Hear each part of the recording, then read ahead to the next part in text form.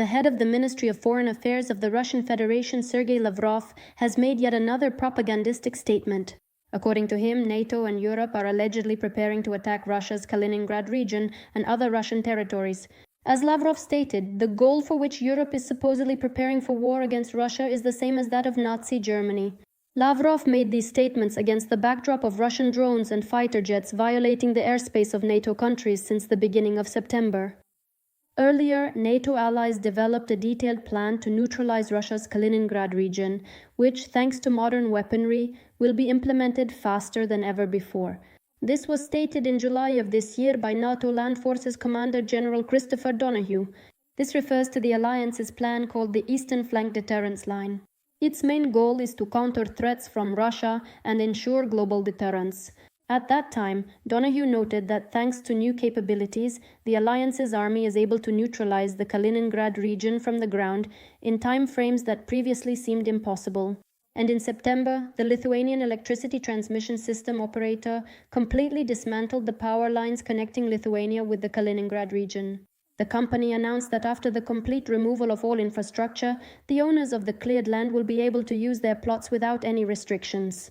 Let us recall that in February of this year, Lithuania, Latvia, and Estonia disconnected their power systems from the unified grid with Russia and Belarus and joined the continental European network. US President Donald Trump ordered troops to be sent to the major city of Portland on the west coast of the country, in the state of Oregon. Protests continue there, related to the excessive use of force by the Immigration Service. On his social network, Donald Trump wrote that, at the request of Secretary of Homeland Security Kristi Noem, he is instructing Secretary of War Pete Hegseth to deploy all necessary troops to protect, in his words, the war-torn Portland and Immigration Service facilities, which are under siege by Antifa and other domestic terrorists. Trump also added that he authorizes the use of full force if necessary. Recently, Donald Trump also signed an order recognizing Antifa as terrorists. This designation includes movements and individuals whose goal is to fight fascism. After Los Angeles, Washington, and Memphis, Portland will become the fourth city in the United States where the American president has deployed troops. At the same time, Oregon Governor Tina Kotek stated that there is no threat to national security in Portland and that people are safe and calm. Kotek also added that any deployment of troops would be considered an abuse of power and that she is coordinating her actions with the Oregon Attorney General to determine whether any response measures are necessary. Notably, the state of Oregon has consistently voted for Democrats since 1988. Legally, Oregon was the first state in the country to introduce restrictions on the participation of local authorities in federal immigration enforcement. Portland itself takes pride in its status as a sanctuary city for undocumented immigrants. NATO is strengthening its mission in the Baltic Sea. According to Reuters, the alliance is sending an air defense frigate, intelligence and surveillance platforms, as well as additional forces in response to the appearance of unidentified drones in Danish airspace. It is reported that NATO will monitor the situation in the Baltic Sea region even more closely using new multifunctional assets.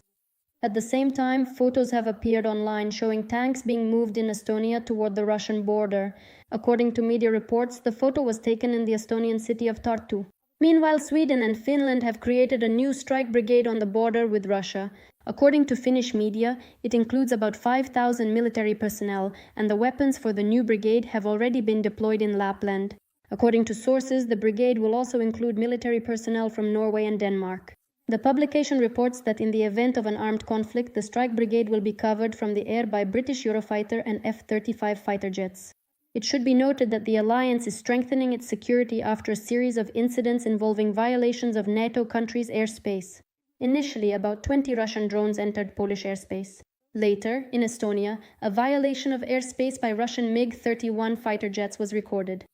And in Denmark, Norway, and Sweden, unknown drones are increasingly being spotted over military facilities. For example, on September 27th, drones were recorded flying over the Eland military air base in Norway. Meanwhile, Russia continues to attack peaceful Ukrainian cities.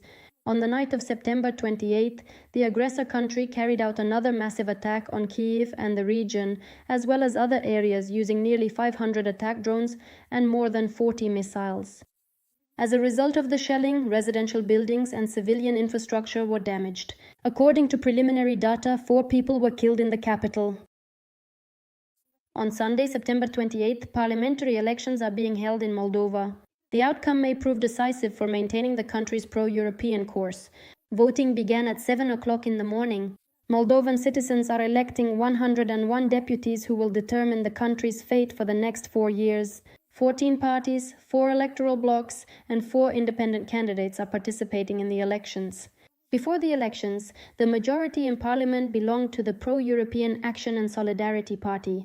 President Maya Sandu, in her address to the nation, reminded everyone that the country is a parliamentary republic, and therefore the fate of Moldova is at stake. After all, it is the legislative body that will decide whether Moldova joins the European Union or not. She also warned against large-scale attempts by Russia to influence the elections in order to bring so-called friendly forces to power and derail Moldova's European integration. A few days earlier, 74 people were detained in Moldova on charges of preparing mass riots. According to the investigation, they were trained in Serbia under the supervision of Russian special services. This is reported by journalist Michael Naki. The chief prosecutor for special cases, Victor Fortuna, stated that a group of Moldovans regularly traveled to Serbia where they received special training. Participants were paid €400 each and were trained in tactics for breaking through police cordons. Naki reminds us that as early as this spring, the Russian authorities developed a plan to interfere in the elections in Moldova. As Bloomberg reports, the goal of the campaign is to remove the Action and Solidarity Party from power, as well as the current president, Maya Sandu. The journalist concludes that Russia is at war with Europe and has been doing so for quite some time. In Russia, strikes by Russian drones on NATO facilities in Romania and Poland were announced, and responsibility for them was preemptively placed on Ukraine. The corresponding statement was made on her Telegram channel by the official spokesperson of the Ministry of Foreign Affairs of the Russian Federation, Maria Zakharova. Citing Hungarian media, she claimed that Ukraine is allegedly preparing a provocation with the aim of drawing NATO into a direct war with Russia. According to her, Kyiv's plan is to repair several captured Russian drones, load them with explosives, and launch them at major NATO transport hubs in Poland and Romania. Zakharova claims that as early as September 16th, repaired Russian drones were allegedly brought to the Yavoriv training ground in the Lviv region. Maria Zakharova insists that the mulling journalists write that the reason for these actions is allegedly that the Ukrainian armed forces are suffering a crushing defeat. Zakharova's statement clearly contradicts the realities on the front line. As Israeli historian and publicist Yuval Noah Harari writes in the Financial Times, contrary to the Kremlin's narrative that the Russian army is relentlessly advancing on the front, it is clear that Ukraine is now more likely to be seen as the victor. According to the author, this is indicated by Russia's staggering losses for minimal territorial gains. Russia is also unable to achieve a decisive breakthrough, not only on land. At sea, Ukrainian drones and missiles have driven Russian ships into the most remote accessible bay. And in the sky, Russian aircraft are afraid to even approach the front line. Another telling point highlighted by the author of the publication. In this war, there was only one instance of a foreign army intervening in the fighting, and that was the DPRK, which assisted Russia. Meanwhile, Ukraine, although it received material support from the West, was always forced to fight on its own. Harari points out that in the first months of the war, Ukraine defended itself almost exclusively with its own weapons because the West was afraid to provide anything more serious than helmets. He is convinced that Ukraine would have achieved a complete military victory as early as 2022 or 2023 if it had immediately received everything it needed, before Russia had adjusted its army and economy for a full-scale war.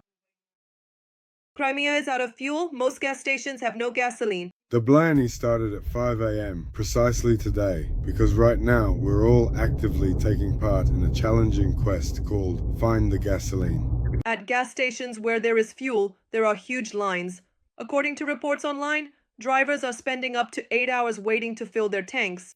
Griffin, the only gas station where you can actually get fuel. Wow, is that whole line for there, is that a traffic jam? That's the kind of traffic jam ahead. It's all for Gryphon. All of that, damn, is for Gryphon. That's a traffic jam, you see? Crazy, right?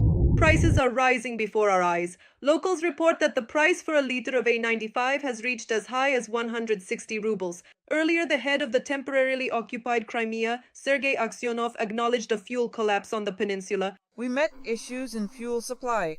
In Moscow and the region, Lukoil has started experiencing local issues. There is no gasoline. It is reported that at a number of its gas stations, Lukoil has banned the sale of gasoline in canisters and the acceptance of fuel cards. In the Khabarovsk region of the Russian Federation, the fuel situation is no better. People are complaining, prices have gone up, the shortage remains, and the quality has worsened. In North Ossetia, the rise in gasoline prices and its shortage is a hot topic among local residents. I just left the gas station and I'm honestly in shock. I'm just unbelievably shocked. The pump shows the price. It's 71 rubles per liter for 95 octane. What is this? What kind of prices are these? Seriously, what are these outrageous prices? Meanwhile, the harvest campaign in the Novosibirsk region is under threat of disruption due to a shortage of fuel and lubricants. The Regional Association of Farming Households has appealed to the government with an urgent call for help for farmers. The shortage situation threatens the completion of the harvest. Drones continue to destroy oil refineries in Russia. On September 27th, drones struck an oil pumping station in Chuvashia. The attack was confirmed by local authorities. Earlier, drones struck the Afipsky oil refinery in the Krasnodar region. As a result of the attack, a fire broke out at one of the plant's units. Ukrainian President Volodymyr Zelensky instructed the Ukrainian military to respond appropriately if Hungarian reconnaissance drones violate Ukraine's airspace again. The head of state said this in his evening video address. There was a report from our military regarding, frankly speaking, some very strange events on the border between Ukraine and Hungary. Our military detected drones, and these were reconnaissance drones.